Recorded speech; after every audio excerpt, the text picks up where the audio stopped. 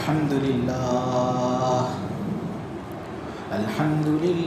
نحمده ونستعينه ونستغفره ونؤمن به ونتوكل عليه ونعوذ بالله من شرور أنفسنا ومن سيئات أعمالنا من يهد الله فلا مضل له ومن يضلل فلا هادي له ونشهد أن لا إله إلا الله وحده لا شريك له ونشهد أن سيدنا ومولانا وحبيبنا محمدا عبده ورسوله الحمد لله وكفى والصلاة والسلام على رسوله المصطفى وعلى عباده الذين ارتضى ومن بهداهم اهتدى وبآثار أهل المدينة اكتفى أعوذ بالله من الشيطان الرجيم بسم الله الرحمن الرحيم اقرأ باسم ربك الذي خلق خلق الإنسان من علق اقرأ وربك الأكرم الذي علم بالقلم علم الإنسان ما لم يعلم. شروع کرتا ہوں میں اللہ کے نام سے جو بڑا مہربان سب پر رحم کرنے والا ہے. اے محمد پر اپنے پروردگار کا نام لے کر، وہ جس نے سب کچھ پیدا کیا، انسان کو پیدا کیا محض ایک جمے ہوئے خون سے. اے محمد پر تیرا پالنہار بڑا عزت والا ہے، وہ جس نے تعلیم دی قلم کے ذریعے، انسان کو سکھایا، انسان کو بتایا وہ تمام باتیں جو اس کو پہلے معلوم نہیں تھی.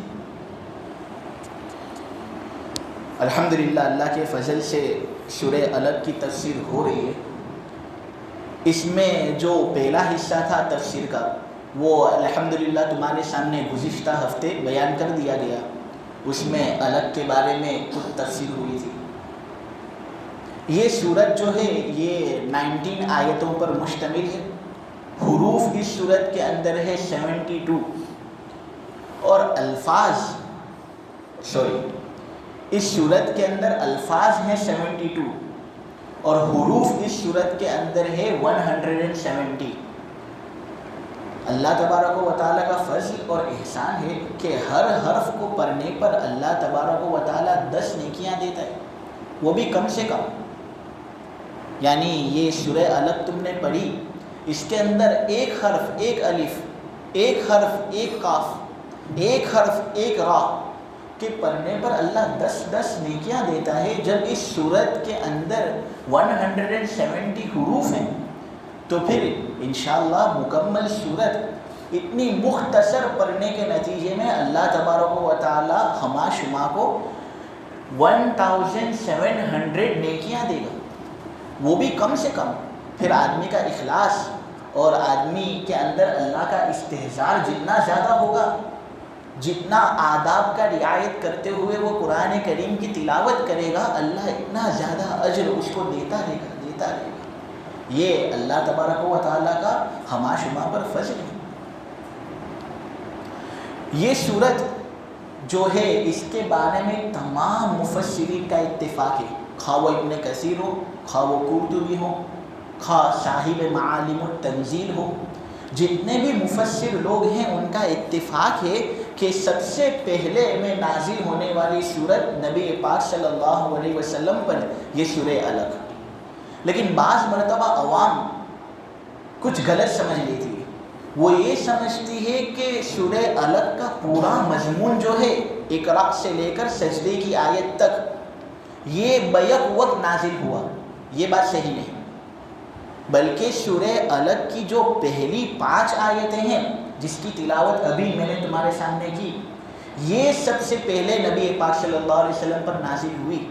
پھر جب آیت نمبر 6 کلا ان الانسان لیطغی ان رآہ استغنی، یہ تو کافی عرصے بعد نازل ہوئی.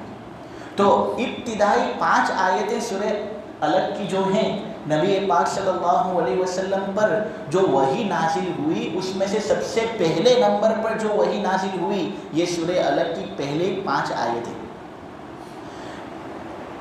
اس کا واقعہ کچھ یہ ہے جیسے کہ صحیح بخاری کے اندر موجود ہے. حضرت عائشہ رضی اللہ تعالی عنہ بیان کرتی ہیں کہ نبی پاک صلی اللہ علیہ وسلم کا تعارف میں کرتا چلا جاؤں. مکے کے اندر حضور کی ولادت ہوئی. نبی پاک صلی اللہ علیہ وسلم ابھی پیدا بھی نہیں ہوئے تھے کہ ان کے والد صاحب حضرت عبداللہ کا انتقال ہو گیا. نبی پاک صلی اللہ علیہ وسلم کے دادا عبد المطلب حضور کو پرورش میں لے لیتے.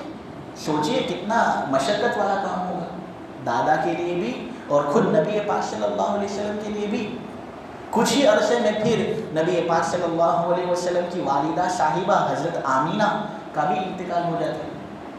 کچھ ہی عرصے بعد حضرت عبد المطلب کا بھی انتقال ہو جاتا ہے. تو چچا ابو طالب پھر نبی پاک صلی اللہ علیہ وسلم کو پرورش میں لے لیتے. حضور کی اس طرح پھر 40 سالہ زندگی مکے کے اندر گزر جاتی ہے. اتنی عزت کے ساتھ نبی پاک صلی اللہ علیہ وسلم مکے کے اندر رہائش پذیر ہوتے ہیں کہ آپ کے اطراف کے لوگ نبی پاک صلی اللہ علیہ وسلم کو محمد سے نہیں پکارتے تھے بلکہ کہتے تھے یا الصادق یا الامین. تو بڑا سچا ہے، تو بڑا امانت دار ہے. نبی پاک صلی اللہ علیہ وسلم کا لقب الصادق الامین پڑ گیا تھا. اب ایک بات توجہ سے میں سناؤں کہ عام متن بچوں کے جو لقب ہوتے ہیں نا وہ اتنے زیادہ عالیشان نہیں ہوتے. پھر جیسی قوم ویسا لقب بھی گیا گزرا ہوتا ہے. کبھی بچے کا لقب چھوٹو پڑ جاتا ہے تو کبھی کوئی اور لقب لوگ پاتے ہیں. عرب لوگ اتنے ڈینجر تھے نا اس زمانے میں، لیکن اس کے باوجود حضور کو الصادق الامین کہہ رہے ہیں. اس سے آپ اندازہ لگا سکتے ہو کہ حضور کا مقام بچپن ہی میں کیسا ہوتا ہوگا. اس طرح حضور کی 40 سالہ زندگی گزرتی ہے. 25 سال کی عمر میں حضرت خدیجہ سے ان کا نکاح ہوتا ہے. حضرت خدیجہ کی عمر اس وقت 40 سال کی تھی اور ان کی عمر 25 سال کی تھی. کل نبی پاک صلی اللہ علیہ وسلم کی بیویاں آپ کی حیات کے اندر 11 ہیں. بیک وقت حضور نے جمع کیا بیویوں کو اپنی حیات میں وہ 9 تھی. تعین دینے والے اشکال کرنے والے اشکال کرتے ہیں کہ یہ نبی اتنی زیادہ شادیاں کرتا ہے، شاید اس کا مقصد شہوت رانی ہو. سب کے سب بیویاں حضرت عائشہ کے علاوہ حضور کی بیوہ تھی. آج کل جو جوان آدمی ہوتا ہے بیوہ کے ساتھ شادی کرنے کے لیے وہ تیار نہیں ہوتا. پھر جوان آدمی ہو 25 سال کا آدمی، اس کی پہلی شادی جس عورت کے ساتھ ہوئی تھی اس عورت کی عمر 40 سال کی تھی. کیا اس آدمی کے اندر یہ شادی کرنے کا مقصد بہت زیادہ عروج پر تھا؟ کیا شہوت رانی مقصود تھی؟ نہیں. نبی پاک صلی اللہ علیہ وسلم کا مقصد شادیوں کے ذریعے سے ایک پولیٹیکل ریزن تھا. حضور مکہ پر قبضہ جمانا چاہتے تھے. حضور چاہتے تھے کہ اسلام کا بول بالا سب جگہ پر ہو. تو بڑے بڑے سرداروں کی جو بیٹیاں ہوتی تھی حضور نے ان سے نکاح کیا تاکہ وہ سردار پھر جنگ کے موقع پر حضور کی خلاف ورزی نہ کر سکیں، حضور کے سامنے حضور کے جھنڈے کے تلے رہے. اس طرح نبی پاک صلی اللہ علیہ وسلم نے فقط کم عرصے کے اندر 8-9 سال کے اندر نبی پاک صلی اللہ علیہ وسلم نے پورے مکے پر قبضہ کر لیا. پھر مکے پر قبضہ کر لیا اور ساتھ ساتھ پھر جزیرۃ العرب حضور کی مٹھی کے اندر آ گیا. تو یہ وجہ تھی نبی پاک صلی اللہ علیہ وسلم کا بہت زیادہ نکاح کرنے کی. خیر حضور کا نکاح حضرت خدیجہ سے پھر 25 سال کی عمر میں ہوا. حضور نے پھر ان کے ساتھ جو ازدواجی زندگی گزارنی تھی وہ حضور نے گزاری. اور پھر نبی پاک صلی اللہ علیہ وسلم جب 40 سال کے ہوئے نا تو پھر اللہ کو ان کے ساتھ کچھ عجیب معاملہ کرنا تھا. اللہ کو ان کو نبوت سے نوازنا تھا. تو ہوا یہ کہ نبی پاک صلی اللہ علیہ وسلم کو نبوت سے نوازا گیا. ابن عبد البر مالکی کے قول کے مطابق 8 ربیع الاول کو محمد ابن اسحاق کے قول کے مطابق 17 رمضان کو حضور کو نبوت سے نوازا گیا۔ اس سے پہلے 6 مہینے نبی پاک صلی اللہ علیہ وسلم کو حضرت عائشہ بیان کرتی ہے 6 مہینے تک مسلسل سچے خواب آتے جاتے تھے، ایسے سچے خواب کہ نبی پاک صلی اللہ علیہ وسلم رات کو سوتے تھے، خواب دیکھتے تھے، صبح کے وقت بیدار ہوتے تھے، خواب کی تعبیر بالکل سچی اور ظاہر ہوتی روزے روشن کی طرح۔ 6 مہینے تک یہ مسلسل سلسلہ نبی پاک صلی اللہ علیہ وسلم کے ساتھ رہا۔ حضور کو کچھ نہ کچھ اندازہ تو آ ہی گیا تھا کہ یہ کچھ عجیب معاملہ ہے کہ 6 مہینے سے سو رہا ہوں، لگاتار خواب روزانہ رات کو آتے ہیں اور روز روشن کی طرح آئندہ کی صبح کو پورے ہو جاتے ہیں، کچھ نہ کچھ تو ہے۔ تو اس طرح نبی پاک صلی اللہ علیہ وسلم نے پھر نبوت ملنے سے 1 مہینے پہلے اپنی عبادتوں کو غار حرا کے اندر منتقل کر دیا۔ حضور مکے سے چلے جاتے تھے توشہ وغیرہ لے کر، حضرت خدیجہ ان کو ناشتہ وغیرہ دے دیتی تھی، وہ توشہ لے کر نبی پاک صلی اللہ علیہ وسلم چلے جاتے تھے غار حرا کی طرف۔ جو لوگ گئے ہیں وہاں پر ان کو معلوم ہے کہ مکہ سے 3 میل کی دوری پر غار حرا آتا ہے، بائیں طرف ہوتا ہے، بائیں طرف جبل نور ہے، اس جبل نور کے اندر ایک حصہ غار حرا کا ہے۔ کتابی بات بیان کرتا ہوں ورنہ ابھی جانے کا موقع ہوا نہیں، وہ لوگ جو گئے ہیں وہاں پر وہ مجھ سے زیادہ جانتے ہیں۔ تو 3 میل کی دوری کے فاصلے پر ہے، بائیں طرف جبل نور ہے، اس کے ایک حصے کے اندر غار حرا ہے۔ حضور وہاں جاتے تھے عبادت کرنے کے لیے، اس لیے کیونکہ حضور لوگوں سے دور رہنا چاہتے تھے۔ حضور کے دل کے اندر خلوت کی محبت ڈال دی گئی تھی۔ حضور چاہتے تھے کہ مجھے اپنی رب کی عبادت کرنی ہے اور ان بت پرستوں سے مجھے دور رہنا ہے، اس لیے کہ یہ جس طرح عبادت کرتے ہیں اس سے میرا اتفاق نہیں۔ تو حضور پھر عبادت کرتے تھے۔ سوال کرنے والوں نے سوال کیا ہے کہ اس وقت تو نماز بھی فرض نہیں ہوئی تھی، نماز بھی فرض نبوت کے کافی حصے کے بعد ہوئی، تو عبادت میں کون سی عبادت کرتے تھے حضور؟ تو اس سلسلے میں حافظ ابن حجر عسقلانی رحمۃ اللہ علیہ نے 8 اقوال نقل کیے ہیں، اس میں سے ایک راجح قول میں تمہارے سامنے عرض کر دیتا ہوں۔ صاحب در مختار نے اس قول کو پسند کیا ہے، وہ یہ فرماتے ہیں کہ حضور کو کشف اور الہام ہو جاتا تھا ان عبادتوں کا جو عبادت ابراہیم علیہ السلام دیگر انبیاء لوگ کیا کرتے تھے۔ اس اعتبار سے حضور اپنی عبادتوں کے اندر مست و مگن ہوتے۔ ایک جگہ حضور کی فکس تھی، وہاں پر بیٹھتے اور ایک سوراخ تھی جہاں سے خانہ کعبہ نظر آتا۔ اب وہ سوراخ نہیں ہے کیونکہ بلڈنگیں اتنی اونچی اونچی بن گئی ہے، لیکن پہلے کے زمانے میں یہ معاملہ تھا۔ اب ہوا یہ کہ حضور مذہب ابراہیم کی پیروی کے اندر عبادتیں کرتے تھے، اور ابراہیم علیہ السلام جو ہے نا یہ سید الموحدین کہلاتے ہیں، یعنی ایک خدا ماننے والوں میں جو سردار ہوتا ہے، ابراہیم علیہ السلام کو اس لقب سے نوازا گیا تھا۔ ان کی اولاد اسماعیل ہی سے تو عرب لوگوں کی نسل چلی، یعنی عرب لوگوں کی نسل کا آغاز اسماعیل علیہ السلام سے ہوتا ہے، اور یہ لوگ خود حضرت ابراہیم علیہ السلام اور اسماعیل علیہ السلام سے محبت کرتے تھے، لیکن ان کے دین سے نا واقف ہونے کی وجہ سے یہ لوگ صحیح دین پر نہیں تھے، ورنہ ابراہیم علیہ السلام تو توحید کے بلند درجے پر تھے، بہت بلند درجے پر، حتیٰ کہ جو لوگ مورتیوں کو پوجتے تھے اور بت پرستی کرتے تھے، حضرت ابراہیم علیہ السلام اس پر سب خفا بھی ہو جاتے تھے۔ میں نہیں، قرآن کے حوالے سے میں بات بیان کرتا ہوں، سورہ انبیاء کی آیت نمبر 57 کے اندر ہے کہ ایک مرتبہ حضرت ابراہیم نے دیکھا کہ یہ لوگ سب مورتیوں کو پوجتے ہیں، ان مورتیوں کو کہ اگر مکھی ان کے کھانے پر آ جاتی ہے تو کھانا کھانا تو بہت دور کی بات، مکھی کو اپنے کھانے سے دور بھی نہیں کر سکتے۔ تو انہوں نے کہا وَتَاللَّهِ لَأَكِيدَنَّ أَصْنَامَكُمْ بَعْدَ أَن تُوَلُّوا مُدْبِرِينَ فَجَعَلَهُمْ جُذَاذًا إِلَّا كَبِيرًا لَهُمْ لَعَلَّهُمْ يَرْجِعُونَ۔ حضرت ابراہیم نے کہا اللہ کی قسم آج ان کی مورتیوں کو توڑوں گا، ان کی مورتیوں کو، ان کے جو عبادت گاہ ہے ان کے اندر گھس کر میں ان کی مورتیوں کو توڑوں گا۔ قرآن کے اندر ہے لَأَكِيدَنَّ أَصْنَامَكُمْ بَعْدَ أَن تُوَلُّوا مُدْبِرِينَ فَجَعَلَهُمْ جُذَاذًا۔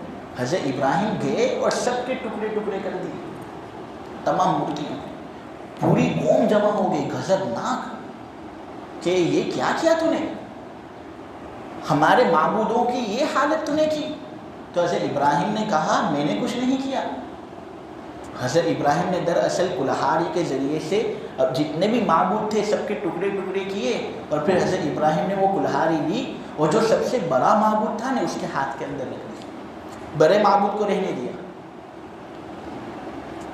تو پھر پوچھا کہ کس نے کیا؟ تو کہا اس سے ہی پوچھو، اس کے ہاتھ میں کلہاڑی ہے، کلہاڑی اس کے ہاتھ میں ہے تو توڑا بھی کس نے ہوگا؟ اس بڑے بت نے توڑا. تو انہوں نے کہا کیا مذاق کرتا ہے؟ وہ حرکت کرنے پر قادر نہیں ہوتے، اپنے دوسرے بتوں کو توڑے گا کس طرح؟ تو حضرت ابراہیم کہنا چاہتے ہیں اف لکم ولما تعبدون، اف ہو تم پر اف، کہ جب یہ بات سمجھتے ہو کہ یہ حرکت نہیں کر سکتے، یہ بات سمجھتے ہو کہ ایک کلہاڑی کے ذریعے سے دیگر بتوں پر حملہ نہیں کر سکتے، یہ بات سمجھتے ہو کہ کھانا نہیں کھا سکتے، یہ بات سمجھتے ہو کہ کھانے سے مکھی کو دور نہیں کر سکتے، بغیر ستون کا آسمان، لہلہاتا ہوا سمندر، درخت اس طرح خود بخود اگائے، زمین اس طرح بچھائی، یہ موج جو دریا کے اندر نظر آتے ہیں ان کو اس توازن سے قائم رکھنے والی ذات وہی تو خدا ہو سکتی ہے. کیا وہ جو ایک مکھی کو اپنے کھانے سے دور کر نہیں سکتے وہ تمہارے خدا بنیں گے؟ ارے تمہاری عقل کو کیا ہو گیا؟ ہم تو تمہارے خیر خواہ ہیں، ہم تمہارے خیر خواہ ہیں، ہم کو تمہارا بدخواہ مت سمجھو، ہم تمہارا برا نہیں چاہتے، اللہ کی قسم، اللہ کی قسم ہم تو تمہارے ساتھ خیر والا سلوک چاہتے ہیں، تم ہی ماننے کے لیے تیار نہیں تو ہم کیا کر سکتے ہیں؟ حضرت ابراہیم کا یہی مقصد تھا. اب یہ دین ابراہیم کا چھوڑ دیا تھا ان عربوں نے، اور ہوا یہ کہ کعبے کے ارد گرد 360 بت انہوں نے لگا دیے تھے کعبے کے ارد گرد. حالانکہ کعبہ ایک قول کے مطابق سب سے افضل عمارت دنیا کے اندر، کعبہ سب سے افضل عمارت، تو اس کے ارد گرد 360 بت انہوں نے لگا دیے تھے. حضور نے پھر وہ سب بت توڑوائے فتح مکہ کے موقع پر. تو جو بات کرنی تھی وہ یہ ہے کہ حضور حضرت ابراہیم کے مذہب پر تھے اور اس طرح عبادتیں کرتے تھے کہ ایک مرتبہ اچانک ایک آدمی آتا ہے اور حضور بھی گھبرا جاتے ہیں کہ یہ مقام میں نے تلاش کیا اس لیے تاکہ مجھے تنہائی نصیب ہو، یہ آدمی کون سا آدمی آ گیا؟ اس نے حضور کو کہا اقرا، اے محمد پڑھ. حضور نے کہا ما انا بقاری، مجھے تو پڑھنا نہیں آتا، میں پڑھ نہیں سکتا، میں امی آدمی ہوں. تو اس آدمی نے حضور کو لیا، اپنے قریب کیا، زور سے بھینچا، اتنا بھینچا کہ حضور کے جواب آ گئے. حضور بالکل عاجز آ گئے، بالکل کمزور، اور حضور کو بہت تکلیف پہنچی اس سے. پھر انہوں نے دوسری مرتبہ کہا، اس آدمی نے اقرا، اے محمد پڑھ. حضور نے کہا کہ ما انا بقاری، میں پڑھ نہیں سکتا، اگر مجھے پڑھنا آتا تو میں پڑھتا، لیکن میں پڑھ ہی نہیں سکتا ہوں تو میں کس طرح پڑھوں؟ اس نے پھر سے حضور کو لیا، بھینچا زور سے، اتنا بھینچا کہ حضور کو بہت تکلیف ہوئی. تیسری مرتبہ کہا اقرا، اے محمد پڑھ. تو پھر حضور پاک صلی اللہ علیہ وسلم نے وہی کہا ما انا بقاری، میں پڑھ نہیں سکتا. تیسری مرتبہ حضور کو لیا، قریب کیا، بھینچا، حتیٰ کہ پھر حضرت جو آدمی تھا وہ دراصل حضرت جبرائیل تھے، انہوں نے کہنا شروع کر دیا اقرا بسم ربک الذی خلق خلق الانسان من علق اقرا وربک الاکرم الذی علم بالقلم علم الانسان ما لم یعلم. تو پھر حضور نے یہ وہی قبول کر لیا، حضور پڑھتے ہو گئے. ہاں وہ ذات جب کچھ کروانا چاہتی ہے نا تو وہ ہو کر رہتے. امی آدمی کو بھی اگر پروانا وہ چاہے گا نہیں تو ہوگا، اس لیے اس کے لیے تو کوئی چیز مشکل نہیں. تو امی آدمی پر اس نے قرآن کو نازل کیا. اب حضور سمجھ گئے کہ یہ بوجھ تو بڑا بھاری ہے. حضور قرائن سے سمجھ گئے تھے کہ یہ تو نبوت سے مجھے نوازا گیا ہے، اور نبی کو تو کتنی مشکلوں کا سامنا کرنا پڑتا ہے. یہ عرب لوگ تھے تو ایسے ہیں کہ اگر ان کو کوئی بات سمجھ میں آ جاتی ہے تو اپنی جان دینے کے لیے تیار. ہاں ایسے واقعات بھی ملتے ہیں. تم دیکھو بخاری کے اندر حرام ابن ملحان رضی اللہ تعالیٰ جب بئر معونہ کے پاس یہ گئے تھے تو دشمن نے ان کو یہ آلۂ جارحہ کے ذریعے سے ان کو زخم کے اندر مبتلا کیا. زخم کے اندر جب یہ آتے ہیں تو پھر دیکھتے ہیں خون پورے جسم پر ہے، تو وہ خون لیتے ہیں، اپنے چہرے پر ملتے ہیں، اپنے بالوں پر لگاتے ہیں اور کہتے ہیں فزت برب الکعبہ، اپنے پروردگار کی قسم میں تو کامیاب ہو گئے. یہ عرب لوگ دین کو قبول کرنے کے بعد ان کا جذبہ جہاد. اسی طرح حضرت انس ابن نضر رضی اللہ تعالی عنہ احد کے دن جب مسلمانوں کو مار پڑ رہی ہوتی ہے، مشرکین کی جانب سے ان پر حملے ہو رہے ہوتے، تو مسلمان سب لوگ بھاگ جاتے ہیں میدان سے. قرآن کے اندر ہے کہ دیکھا کہ دشمن لوگ بہت سخت حملے کر رہے ہیں تو مسلمان لوگ سب بھاگے. انس ابن نضر دیکھتے ہیں کہ مشرکین حملہ کر رہے ہیں احد کے موقع پر اور مسلمان لوگ سب پیٹ پھیر کر بھاگ رہے ہیں. ان کے اندر جذبہ جہاد پیدا ہوا تو یہ دوڑے آگے دوڑتے ہیں، آگے دوڑتے ہیں، آگے دوڑتے ہیں تو ان کی ملاقات سعد ابن معاذ سے ہوتی ہے. سعد ابن معاذ بھی تعجب میں ہوتے ہوں گے کہ مشرکین کا اتنا بھاری حملہ ہو رہا ہے، ابھی فوراً ہمیں بھاگنا چاہیے پھر ہم حملہ کریں گے، لیکن یہ تو دشمن کے جم گڈھے کے اندر گھسنے کے لیے تیار. انہوں نے کہا اے سعد ابن معاذ، اللہ کی قسم کھا کر کہتا ہوں میں جھوٹا نہیں، احد پہاڑ کے پیچھے سے جنت کی خوشبو میں محسوس کر رہا ہوں، مجھے جنت کی خوشبو سنگائی دے رہی ہے. گئے وہ شہید ہوئے، قتل ہوئے. کہنے والے کہتے ہیں، بخاری کی روایت ہے 80 سے زیادہ زخم ان کے جسم پر آئے تھے. پہچان بھی نہ سکے لوگ کہ کون ہے. ان کو ان کی بہن نے پہچانا کہ یہ تو انس ابن نضر ہے. یہ ان کا مقام تھا صحابی کا. نبی کے صحابہ کے رستے پہ چل کے دلوں کا سکون ہم نے حاصل کیا ہے. لگا ہے نشہ جب سے جنت کا ہم کو اچاٹک اس جہاں سے اپنا دل ہوا ہے. سنو احد کے پار سے یہ صدائیں انس بن نضر کی تمہیں کہہ رہی ہیں، جو اللہ کی راہ میں اپنی گردن کٹا دے وہی اصل میں عاشق مصطفیٰ ہے. تو عرب لوگوں کا معاملہ یہ تھا کہ جب کوئی چیز قبول کرتے تھے تو اس کے لیے جان دینے کے لیے تیار، لیکن جب کسی چیز سے دشمنی ہو جاتی تھی نا تو پھر دشمنی کے اندر بھی کوئی کسر چھوڑتے نہیں تھے. حضور جب وحی لے کر آئے اور ان کو بتوں کی عبادتوں سے باز رکھنا حضور نے چاہا تو یہ لوگ حضور کے بہت پکے اور کٹر دشمن ہو گئے، ایک دم پکے دشمن ہو گئے، مضبوط دشمن.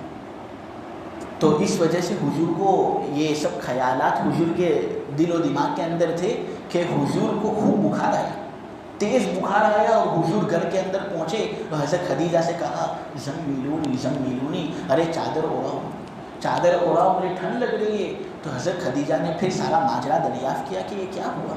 تو حضور نے پورا قصہ سنایا. تو حضرت خدیجہ نے اس موقع پر وہ جملہ کہا جس سے نبی پاک صلی اللہ علیہ وسلم کے تمام غم دور ہو گئے. حضرت خدیجہ تھی ہی ایسی، اللہ نے ان کا انتخاب حضور کے ساتھ کیا ایک مقصد ہی کے لیے کیا ہوگا. حضرت خدیجہ کے بارے میں حضرت عائشہ کی فضیلتیں ہم جانتے ہیں. حضور کی ایک بیوی کا نام حضرت عائشہ تھا. حضرت عائشہ کی اتنی فضیلت ہے کہ بخاری کی روایت ہے کہ نبی پاک صلی اللہ علیہ وسلم سے پوچھا گیا کہ آپ کو سب سے زیادہ محبت کس سے؟ تو حضور نے فرمایا میری بیوی عائشہ سے. لیکن کہنے والے کہتے ہیں کہ حضور نے حضرت عائشہ کا اس سے جواب دیا کیونکہ وہ اس وقت زندہ تھی، ورنہ حضرت خدیجہ کی وفات ہو چکی تھی نا. حضور سب سے زیادہ محبوب حضرت خدیجہ کو ہی رکھتے تھے. لکھنے والوں نے یہ بات لکھی، کتنی محبت کہ ان کے ہوتے ہوئے حضور نے کسی دوسری عورت سے شادی نہیں کی تھی. حضرت خدیجہ کے ہوتے ہوئے دیگر عورتیں بھی حضور کے نکاح کے اندر تھی، بعد میں تھی، لیکن حضرت خدیجہ کے ہوتے ہوئے کسی دوسری عورت سے شادی نہیں کی. حضرت خدیجہ کا احترام. جتنی بھی حضور کی اولاد ہیں سب حضرت خدیجہ سے، ابراہیم رضی اللہ تعالیٰ عنہ کے سوا. وہ آپ کی ایک لونڈی حضرت ماریہ قبطیہ کے وطن سے تھے. آپ کی ایک لونڈی حضرت ماریہ قبطیہ اور ایک لونڈی زاد المعاد کے اندر ہے جن کا نام تھا ریحانہ بنت زید. ابو عبادہ بیان کرتے کہ ایک لونڈی کا نام جمیلہ بھی تھا اور ایک لونڈی وہ لونڈی تھی جس کو حضرت زینب بنت جحش نے حضور کو ہدیہ کیا تھا. خیر، تو حضرت خدیجہ کے ہوتے ہوئے حضور نے کوئی دوسرا نکاح بھی نہیں کیا تھا. آپ کی تمام اولادیں حضرت خدیجہ سے حضرت ابراہیم کے علاوہ قاسم، حضرت قاسم، طیب و طاہر، اسی طرح آپ کی جتنی بھی بیٹیاں ہیں ام کلثوم، رقیہ، زینب، فاطمہ رضی اللہ تعالی عنہن، یہ سب کے سب حضرت خدیجہ کے بطن سے پیدا ہوئی ہیں۔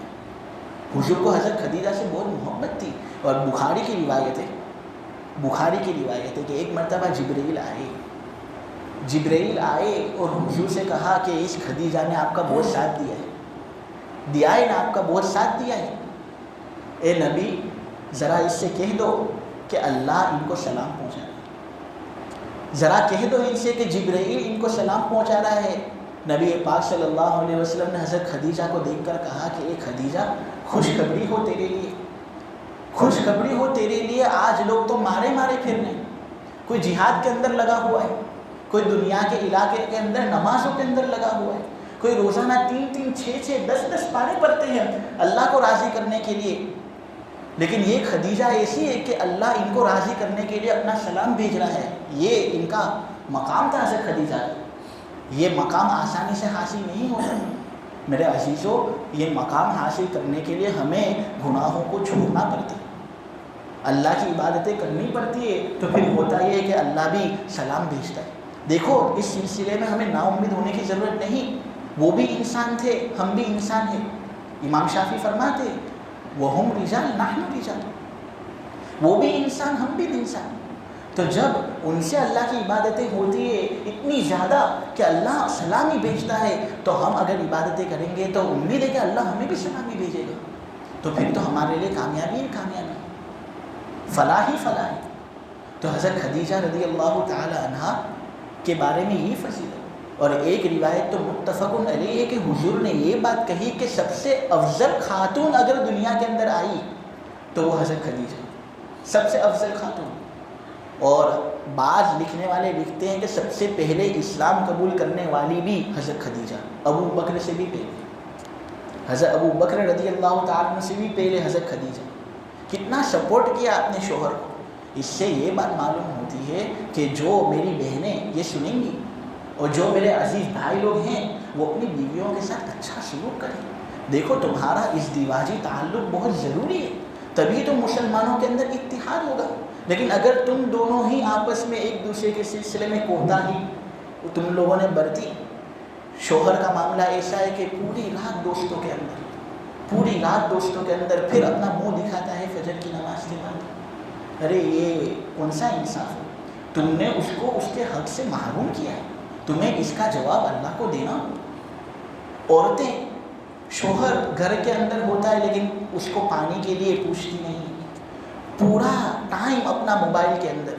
کہاں ہوتی ہے بچے کی پرورش کہ بچے کو تو اپنا دودھ پلانا چاہیے، لیکن یہ شکایتیں سننے میں آتی ہے کہ بچے نے ماں کا دودھ پیا نہیں۔ پہلے کے زمانے کے اندر بوڑھے لوگ بیٹھے، وہ مجھ سے زیادہ واقف ہیں، ان کو تو یہ بات معلوم ہوگی کہ لوگ فخر سے کہتے تھے کہ ہم نے تو ہمارے ماں کا دودھ پیا ہے۔ لیکن آج کل کا زمانہ ایسا ہے کہ عورتیں اپنی چھاتی سے لگا کر بچے کو دودھ پلانا نہیں چاہتی۔ یہ ایسی چیز ہے کہ جس کی وجہ سے بچے کے ذہن کے اندر کمزوری پیدا ہوتی ہے۔ پیر ذوالفقار احمد نقشبندی تو یہ کہتے ہیں کہ یہ بچے کے لیے زہر ہے۔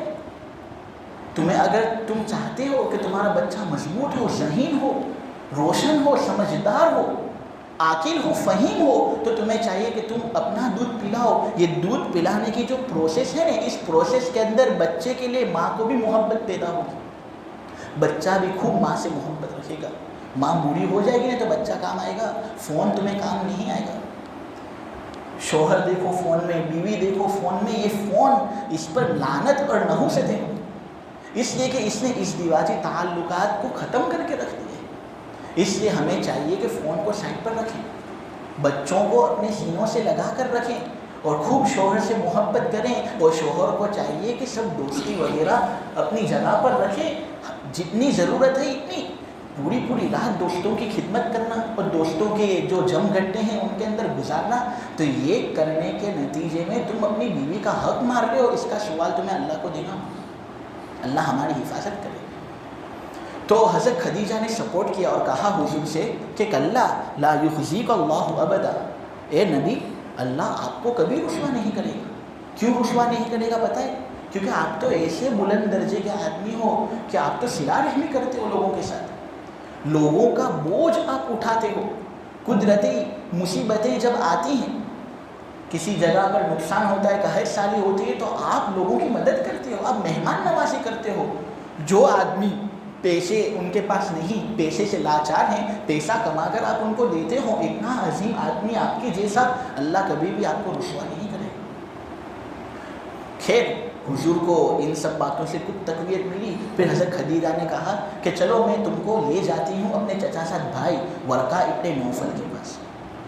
ہے برے آدمی وہ، لیکن بہت ماہر ہے. حتیٰ کہ مکہ کے جو بت پرستی کے اندر مبتلا لوگ تھے، اس سے ہٹ کر یہ چلے گئے تھے سیریا، شام، اور وہاں پر انہوں نے انجیل کا علم حاصل کیا تھا، بائبل کا علم انہوں نے حاصل کیا تھا. حضرت ورقہ ابن نوفل حضور سے پہلے دین حق کرسچن لوگوں کا مذہب تھا، بائبل حق پر تھا اس وقت. تو یہ چونکہ اس کے عالم تھے نا، تو یہ بالکل حق رہبر تھے. انہوں نے حضور کو دیکھا اور کہا کہ کیا ہوا اے بھتیجے، کیا ہوا؟